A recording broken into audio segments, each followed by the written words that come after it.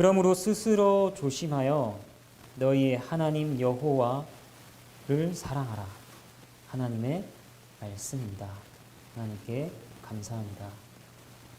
여호수아 23장은 여호수아의 말년에 이스라엘의 지도자들에게 권면하는 내용으로 이루어져 있습니다. 그런데 내용과 분위기를 보면 단순히 나이가 지긋하게 들어서 할아버지가 된 여호수아가 지도자들을 불러 한마디 하는 것 정도가 아닌 것을 알 수가 있습니다. 마치 그 자신의 마지막이 다가오고 있음을 바라보고 그것을 대비하고 있는 이가 사랑한 자녀들에게 유언을 남기듯이 그러한 모습으로 여호수아는 지도자들에게 권면하고 있습니다. 그 내용이 무엇인지 그리고 이를 통하여 하나님께서 우리에게 주시고자 하는 교훈이 무엇인지를 살펴보도록 하겠습니다. 1절과 2절을 한번 보도록 하겠습니다. 여호와께서 주위의 모든 원수들로부터 이스라엘을 쉬게 하신 지 오랜 후에 여호수아가 나이 많아 늙은지라. 여호수아가 온 이스라엘 곧 그들의 장로들과 수령들과 재판장들과 관리들을 불러다가 그들에게 이르되 나는 나이가 많아 늙었도다. 하나님께서 이스라엘을 쉬게 하셨다. 다른 말로 하면 하나님께서 그들에게 안식을 주셨다라고 할 수가 있습니다. 이 말은 이스라엘이 가나안 민족과의 정복 전쟁을 끝냈다. 각 지파별로 땅 분배가 완료되었다 하는 말입니다. 이러한 내용들에 대해서는 우리가 앞서 살핀 바가 있습니다. 이스라엘이 가나안 땅에 들어온 지도 세월이 많이 흘렀고 그들의 중요하고 주된 일들도 끝난 지 시간이 많이 흘렀습니다. 땅 분배를 하고 난 이후에 얼마간의 시간이 흘렀는가 계산을 해보면 20년에서 25년 정도 흐르지 않았겠는가 학자들은 추측합니다. 아무튼 치열했던 전쟁의 시간들, 무거운 사령관직을 뒤로하고 여호수아도 나이가 많이 들었습니다. 얼마나 나이가 많이 들었느냐 나중에 다시 보게 되겠지만 늙은 것뿐 아니라 죽음을 앞에 둔 정도로 여호수아는 늙었습니다. 죽음을 앞에 둔 여호수아는 그저 조용히 기다리며 죽음을 준비하지 않습니다. 그는 죽음을 앞에 두고 자신이 해야 할 일이 있음을 알았습니다. 그래서 이스라엘의 지도자들을 불러 모읍니다. 그리고 그들에게 말합니다. 3절부터 5절까지의 말씀을 한번 보겠습니다. 너희의 하나님 여호와께서 너희를 위하여 이 모든 나라에 행하신 일을 너희가 다 보았거니와 너희의 하나님 여호와 그는 너희를 위하여 싸우신 이시니라.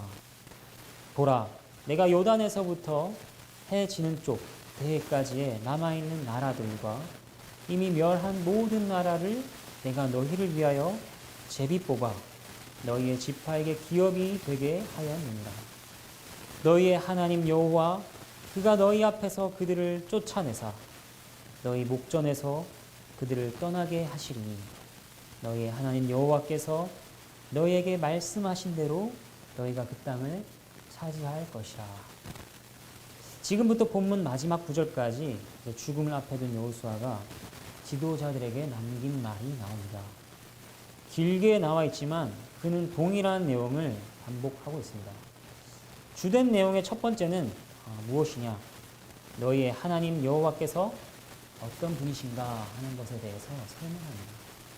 그리고 다른 하나는 그러한 하나님 앞에서 너희의 행할 바가 무엇이냐 하는 것입니다. 3절부터 5절까지는 너희의 하나님 여호와가 누구시냐 하는 것에 대해서 말하고 있습니다. 그것이 어떤 것인지 한번 살펴보도록 하겠습니다. 3절을 보면 먼저 너희의 하나님 여호와는 너희를 위하시는 분이다 이렇게 말합니다. 이스라엘을 미워하시고 그들을 대적하시며 심술을 부리시는 분이 아닙니다. 그들을 사랑하시고 그들을 위하시는 분입니다. 그리고 또한 그들을 위하여 행하시는 분이다 이렇게 나오고 있습니다. 위하는 마음만 있고 가만히 앉아있는 경우가 있죠. 멀리서 지켜보기만 하고 수줍어서 아무런 행동도 취하지 않는 짝사랑에 빠진 남자의 경우가 그렇습니다. 또 누군가를 보고 불쌍히 여기며 연민을 품지만 돌아서서 잊어버리는 경우도 있죠. 하지만 하나님께서는 그런 분이 아니십니다. 이스라엘을 사랑하시되 담대하고 열정적이게 사랑하시며 그들을 위하여 행하시되 전능한 능력으로 행하시며 이스라엘의 적들과 싸우시는 분이십니다. 여호수아는 이러한 내용이 덧붙여서 그것을 너희가 다 보지 않았느냐 이렇게 말합니다.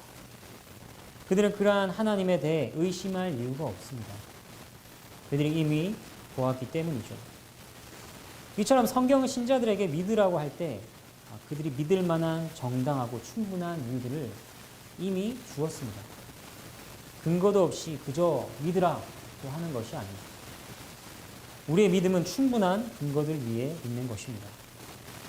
4절을 한번 보도록 하겠습니다. 여호수아가 제비를 뽑아 지파들에게 기업을 나누어 주었다 이렇게 말합니다.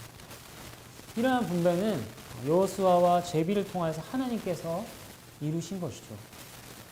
만약 적들을 물리치고 난 이후에 그 나머지 일들을 백성들의 손에 맡겼다면 그들에게는 혼란만 있었을 것입니다. 왜냐하면 우리가 이 땅을 차지하겠다. 너희가 왜 그 땅을 차지하느냐. 그들이 서로 다툴 것이 뻔하기 때문입니다. 그러나 하나님께서는 지파들에게 기업을 나누어 주심으로 질서를 잡으시고 또 그들에게 합당한 분깃을 나누어 주시는 왕이신 것을 드러내셨습니다. 5절 말씀을 보면 하나님은 어떤 분이신가? 그는 남아있는 나라들을 쫓아내실 분입니다. 가나안 땅은 충분히 점령되었지만 아직도 그 땅의 모든 거민들을 쫓아낸 것은 아닙니다. 하지만 지금까지 하나님께서 나라들을 멸하셨던 것처럼 그분은 이 일들을 계속하여 당신의 말씀을 이루실 분이십니다. 지금까지 이루어진 일들을 보았던 이스라엘은 그들의 목전에서 또 이 일이 이루어지는 것을 보게 될 것입니다. 6절부터 8절까지의 말씀을 한번 보도록 하겠습니다. 그러므로 너희는 크게 힘써 모세의 율법책에 기록된 것을 다 지켜 행하라. 그것을 떠나 우로나 좌로나 치우치지 말라.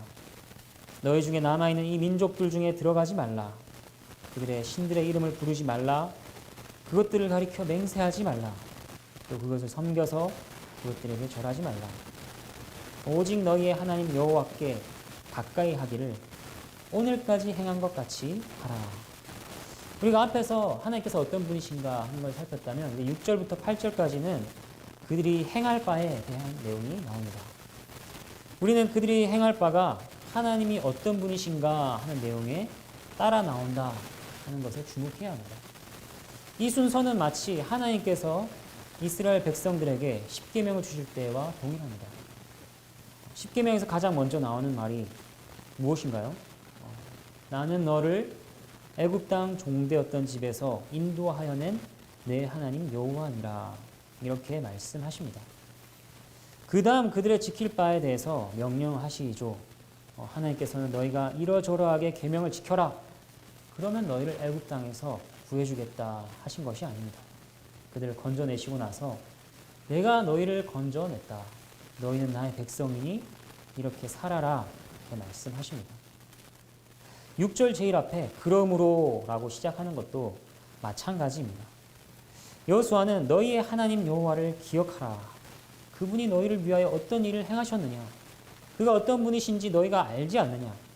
그러므로 너희의 행할 바가 이러하다 하는 순서로 말합니다. 이러한 순서가 알려주는 바는 이런 것이죠. 우리가 우리의 행할 바를 안다고 하더라도 하나님이 어떤 분이신가를 모른다면 우리는 그 행할 바를 행할 수 없다는 것입니다. 행할 바에 대한 근거를 잃어버렸기 때문이죠. 하나님이 어떤 분이신가, 또 하나님께서 어떤 일을 행하셨는가 하는 것이 우리의 순종의 근거가 됩니다. 이제 자신의 죽음을 앞두고 여호수아가 그들에게 무엇을 명령하고 있는지 한번 보도록 하겠습니다. 이 명령들은 반복적이며 단호한 명령입니다. 내용은 간단하게 세 가지입니다. 첫째는 말씀에 대한 순종이고, 둘째는 분리에 대한 것입니다. 그리고 셋째는 하나님과의 밀접한 관계입니다. 먼저 6절은 율법에 대한 순종을 명하고 있습니다. 이 명령은 여호수아서가 시작될 때 하나님께서 여호수아에게 주셨던 명령입니다. 여호수아 1장 7절을 보면 이렇게 나옵니다. 오직 강하고 극히 담대하여 나의 종 모세가 내게 명령한 그 율법을 다 지켜 행하고 우로나 좌로나 치우치지 말라. 그리하면 어디로 가든지 형통하리니. 지도자로서 이스라엘을 이끌기 시작할 때 들었던 이 말씀을 자신의 말년의 지도자들에게 여호수아가 들려줍니다. 이것은 여호수아가 이 말씀을 얼마나 마음에 간직했는가, 그가 지금까지 얼마나 간절히 평생 붙잡고 살았는가 하는 것을 보여줍니다. 이 말씀은 그렇게도 여호수아에게 중요했고 또 이스라엘의 전체 역사를 관통하는 원리였습니다. 그렇기 때문에 이 원리를 지도자들에게 자신이 받았던 그 명령을 그들에게 들려주며 격려하고 있습니다. 지도자들이여 강하고 담대하라. 굳세어라. 율법책에 기록된 모든 것을 지키기 위하여, 그것을 행하기 위하여 이 말씀에서 떠나 좌우로 치우치지 않도록 크게 힘쓰라. 이렇게 격려하고 있습니다. 또한 7절은 무엇입니까?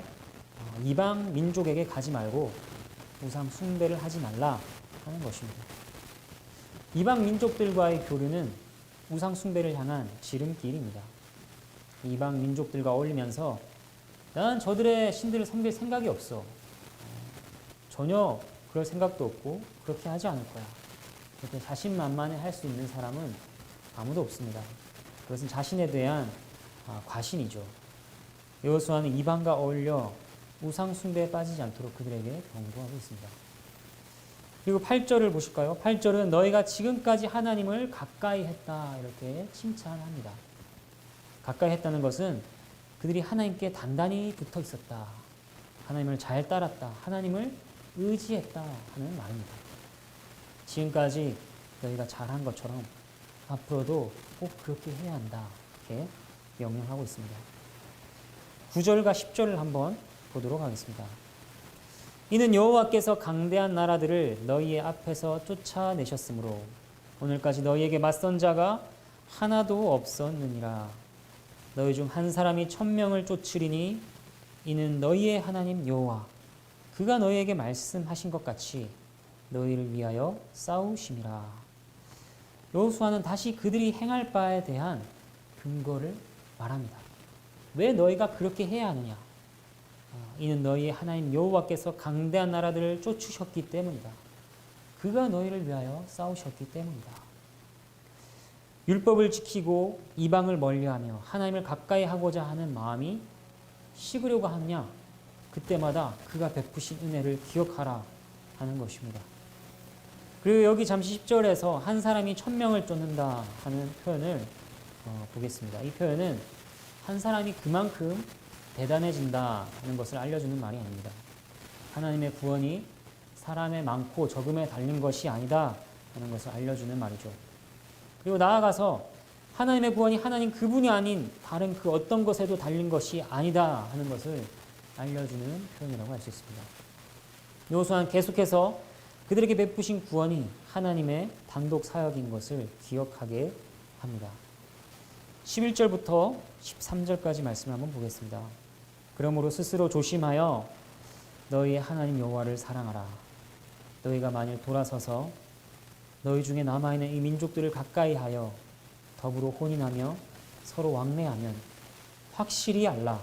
너희의 하나님 여호와께서 이 민족들을 너희 목전에서 다시는 쫓아내지 아니하시리니 그들이 너희에게 올무가 되며 덫이 되며 너희의 옆구리에 채찍이 되며 너희 눈에 가시가 되어서 너희가 마침내 너희의 하나님 여호와께서 너희에게 주신 이 아름다운 땅에서 멸하리라. 11절부터 13절까지는 무엇을 말하고 있습니까? 또 이어서 그들이 행할 바에 대해서 강조하여 말하고 있습니다. 본문에서는 이러한 내용이 3번 반복됩니다. 너희 하나님 여호와가 누구신가? 너희 행할 바가 무엇인가?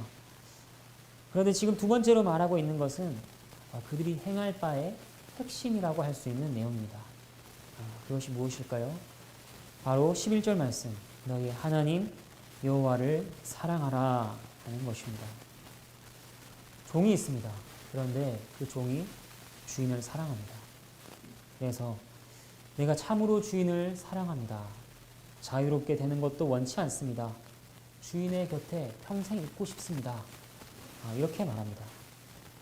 구약에서 그 종은 귀를 뚫어서 주인의 소유인 것을 표시했습니다.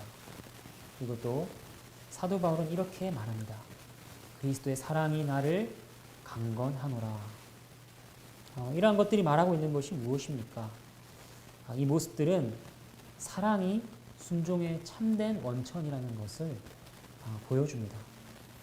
하나님을 섬기는 것은 하나님을 사랑함에 따라오는 결과인 것이지 빚진 사람이 부담스러운 마음을 가지고 억지로 하는 게 아닙니다. 하나님께 순종함은 사랑하기 때문입니다. 사랑만이 하나님께서 기뻐 받으실 만한 유일한 동기일 것입니다. 우리가 자발적이요 열렬한 애정을 가지고 그에게 매달리지 않는다면 아무리 외형적인 경건을 갖춘다 한들 아무런 소용이 없습니다. 그렇기 때문에 여호수아는 하나님을 사랑하라 그들에게 명령하고 있습니다. 반대로 하나님을 사랑한 것에서 돌아서면 어떻게 되는가? 12절 말씀, 이방 민족들을 가까이 할 것입니다. 그리고 그들과 혼인할 것입니다. 하나님을 떠난 자가 점점 아래로 추락하는 모습입니다. 하나님을 가까이 하지 않으면 죄와 가까워지고 하나님과 합하지 않으면 죄와 합하게 되는 법입니다. 이어서 13절은 하나님을 사랑한 것에서 돌아선 자가 반드시 알게 될 것을 말합니다. 그가 반드시 알게 될 것이 무엇인가? 먼저 하나님께서 이방 민족들을 쫓아내지 않으신다 말씀하십니다. 이스라엘이 그들을 사랑했기 때문이죠. 그리고 그들이 사랑했던 것들이 도리어 그들에게 고통을 주며 결국 마침내 그들이 사랑했던 것들이 그들을 망하게 할 것입니다.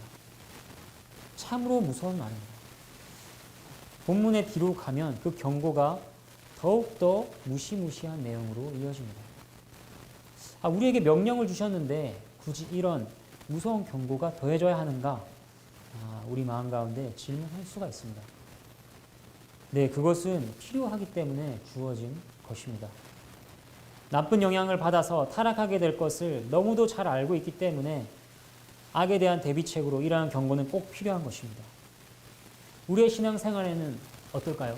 우리의 신앙생활에도 이러한 경고는 꼭 필요합니다. 칼빈이 이것과 관련하여서 이렇게 이야기합니다. 하나님께서 다정하게 권면하실 때 즉각 순종하지 않는 것은 수치스러운 일입니다. 그런데 인간의 육신은 얼마나 굶든지 항상 위협을 받지 않으면 안 됩니다. 마지막 하나님 앞에 서는 날까지 우리는 그분께서 주시는 위로가 필요할 뿐 아니라 사랑의 경고도 필요한 자들입니다. 14절부터 16절까지 한번 보도록 하겠습니다. 보라, 나는 오늘 온 세상이 가는 길로 가려니와 너희의 하나님 여호와께서 너희에게 대하여 말씀하신 모든 선한 말씀이 하나도 틀리지 아니하고 다 너희에게 응하여 그 중에 하나도 어김이 없음을 너희 모든 사람은 마음과 뜻으로 아는 바라. 너희의 하나님 여호와께서 너희에게 말씀하신 모든 선한 말씀이 너희에게 임한 것 같이 여호와께서 모든 불길한 말씀도 너희에게 임하게 하사 너희의 하나님 여호와께서 너희에게 주신 이 아름다운 땅에서 너희를 멸절하기까지 하실 것이라. 만일 너희가 너희의 하나님 여호와께서 너희에게 명령하신 언약을 범하고 가서 다른 신들을 섬겨 그들에게 절하면 여호와의 진노가 너희에게 미치리니 너희에게 주신 아름다운 땅에서 너희가 속히 멸망하리라 하니라. 여호수아가 먼저 말합니다. 나는 오늘 온 세상이 가는 길로 가려니와. 이 말은 자신이 곧 죽을 것이다 라는 말입니다. 여호수아가 늙은 것은 알고 있지만 그가 곧 죽을 것이다 이것을 생각하는 지도자들의 마음은 얼마나 슬펐을까요? 여호수아의 말을 듣고 지도자들은 앞에서 했던 여호수아의 권면을 더욱 흘려 들을 수 없었을 것입니다. 유언처럼 진지하고 무겁게 받아야 한다는 것을 더욱 느꼈을 것입니다. 이어서 여호수아는 말합니다. 나는 가려니와 너희의 하나님 여호와께서. 자신의 죽음으로 슬퍼하고 염려할 지도자들을 위해 여호수아가 이어서 말하고 있는 것이 무엇입니까? 바로 너희의 하나님 여호와입니다. 여호수아는 여호와 하나님께서 그들의 위로와 소망인 것을 기억하게 합니다.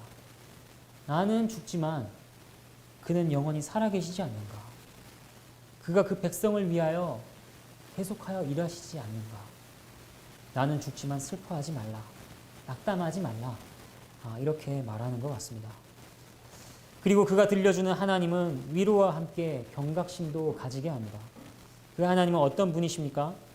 그분의 말씀은 단 하나도 땅에 떨어지지 않는다 말합니다. 빛이 있으라 명하셨던 분의 말씀으로 빛이 있었던 것처럼 그분의 모든 말씀은 반드시 이루어집니다. 선한 말씀이든 불길한 말씀이든 상관이 없습니다. 약속의 성취를 통해서 스스로 참된 것을 입증하셨던 그분께서는 경고도 괜한 말만으로 끝나지 않을 것임을 보이실 것입니다. 지도자들에게 권면한 여호수아의 결론은 이것이죠. 너희 하나님 여호와께서 말씀하신 선한 일들이 이루어진 것을 너희가 잘 알지 않는가? 그가 말씀하신 불길한 일도 반드시 임할 것이니 그 일이 임하지 않도록 너희는 삼가 조심하라 하는 것입니다. 이제 본문을 통해서 몇몇 교훈과 적용을 살펴보겠습니다. 오늘 본문은 자신의 임종을 앞둔 여호수아가 이스라엘의 지도자들에게 어떤 말을 남기는가 하는 것에 대한 것이었습니다. 그 말들은 자신이 죽고 난 이후에도 그들에게 안식이 유지되기를 바라는 마음으로 남긴 것이었습니다.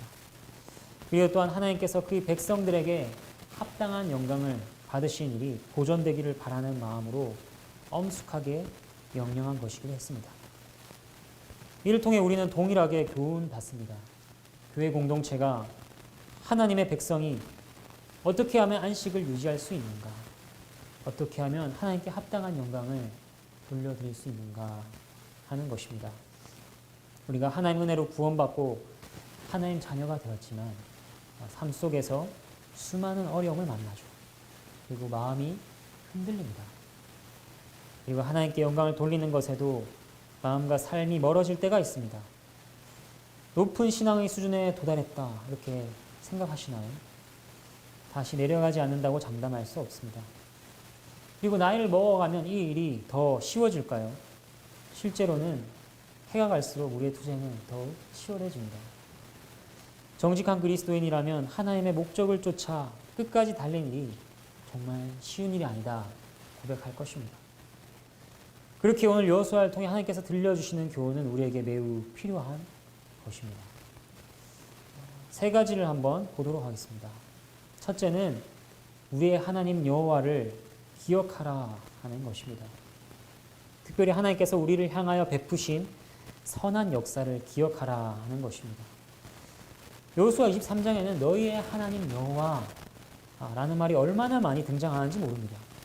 세어보면 13번이 나옵니다. 이렇게 반복하여 말하므로 여호수아는 지도자들에게 그가 너희의 하나님 여호와시다 라고 하는 것을 각인시키고 있습니다. 우리의 마음에 안식이 없고 하나님을 경배하고자 하는 뜻이 없다면 그가 우리의 하나님 여호와, 나의 하나님 여호와시다 하는 것을 기억하십시오. 그분께서 우리를 위해 어떻게 싸우셨는지, 우리를 위하여 어떤 일들을 행하셨는지를 돌아보십시오. 우리는 원래 이방인이요 하나님 나라와는 상관이 없던 자들이었습니다. 하나님 필요로 여기지도 않았고 하나님께 대한 갈망도 없던 자들이었습니다. 오직 세상을 필요로 하고 제약을 갈망하는 자들이었죠. 그렇게도 하나님께 도망가고 그렇게도 하나님을 대적하는 자였지만 그분은 오히려 우리에게 아들을 보내셨습니다. 아들은 피 흘려 죽으심으로 우리의 죄를 사하셨고 성령을 보내시어 우리의 마음을 완전히 새롭게 살아나도록 하셨습니다. 하나님께서는 죽은 우리의 영혼이 보고 듣고 만지고 호흡할 수 있도록 살리신 것뿐 아니라 그분의 자녀로 또한 삼아 주셨습니다. 우리 인생의 처음부터 지금까지 그분께서 우리의 전능한 아버지로서 신실하게 이끌어 오신 것을 기억한다면 또 그가 그렇게 영원한 우리의 아버지로 계실 것을 깊이 묵상한다면 우리의 마음은 한없는 안정과 그를 향한 경배로 가득 채워지지 않을까요? 그리고 두 번째로는 말씀을 떠나지 않는 것입니다. 여호수아는 좌로나 우로나 치우치지 말고 그 말씀을 지켜 행하라고 합니다. 이 말씀은 모든 신자에게 들려지는 말씀이죠. 하나님께서는 기록된 성경을 통해 우리가 따라야 할 표준을 주셨습니다. 그런데 만약 우리가 그에 대해서 관심이 없다면, 또 우리의 삶이 얼마나 이 표준과 멀어져 있는지 인지조차 하고 있지 못하고 있다면 얼마나 비참한 일이겠습니까? 한 걸음 더 나아가서 우리가 그 말씀을 축소하고 재단하고 처지와 상황을 따라서 지키고 싶은 것만 지킨다면 그야말로 그것은 자신이 하나님의 말씀에 대해서 심판장 노릇을 하는 죄를 짓는 것입니다. 그렇다면 우리가 좌로나 우로나 그 말씀을 따르기 위해서 가장 먼저 필요한 일이 무엇일까요? 그것은 그 말씀을 아는 것입니다.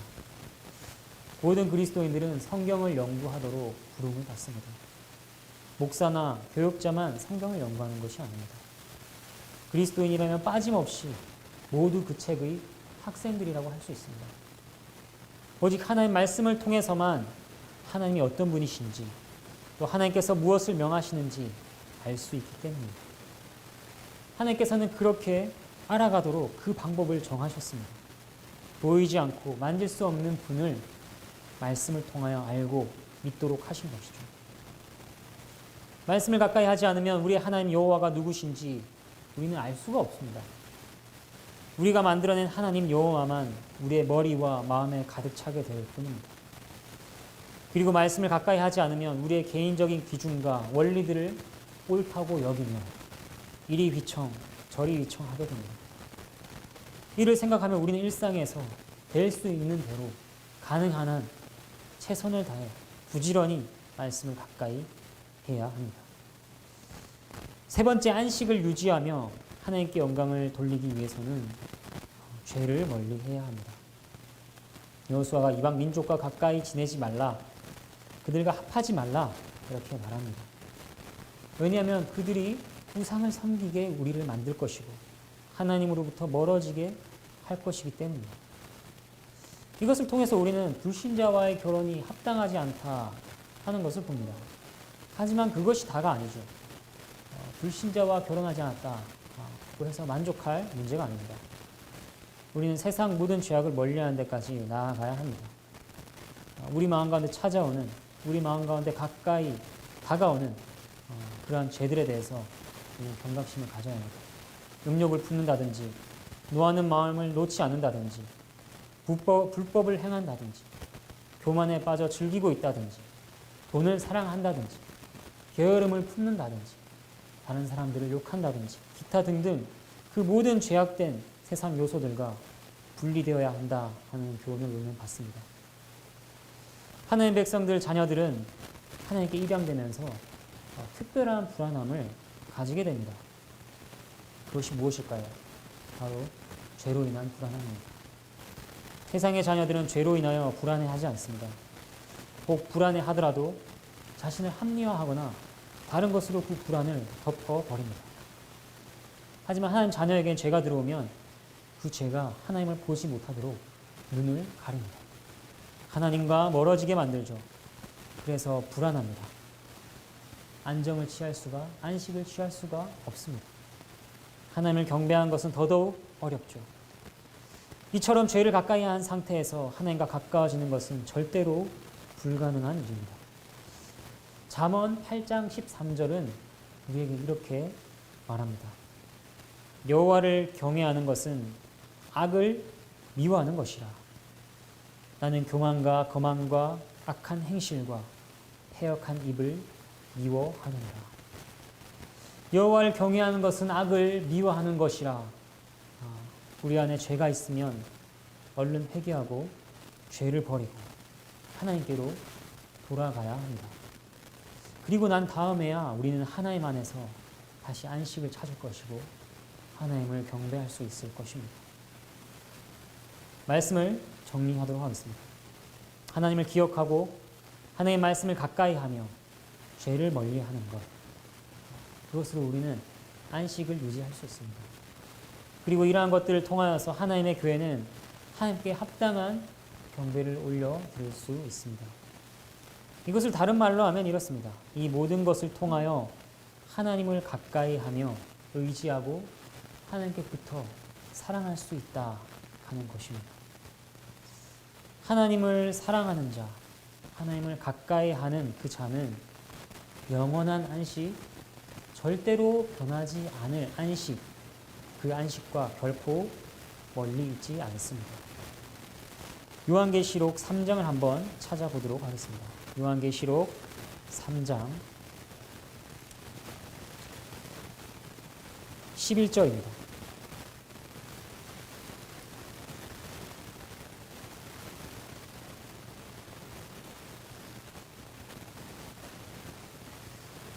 요한계시록 3장 11절부터 13절까지의 말씀을 읽고 말씀을 마치도록 하겠습니다. 내가 속히 오리니 내가 가진 것을 굳게 잡아 아무도 내 면류관을 빼앗지 못하게 하라. 이기는 자는 내 하나님 성전의 기둥이 되게 하리니 그가 결코 다시 나가지 아니하리라. 내가 하나님의 이름과 하나님의 성, 곧 하늘에서 내 하나님께로부터 내려오는 새 예루살렘의 이름과 나의 새 이름을 그의 위에 기록하리라. 기 있는 자는 성령이 교회들에게 하시는 말씀을 들을지어다. 아멘.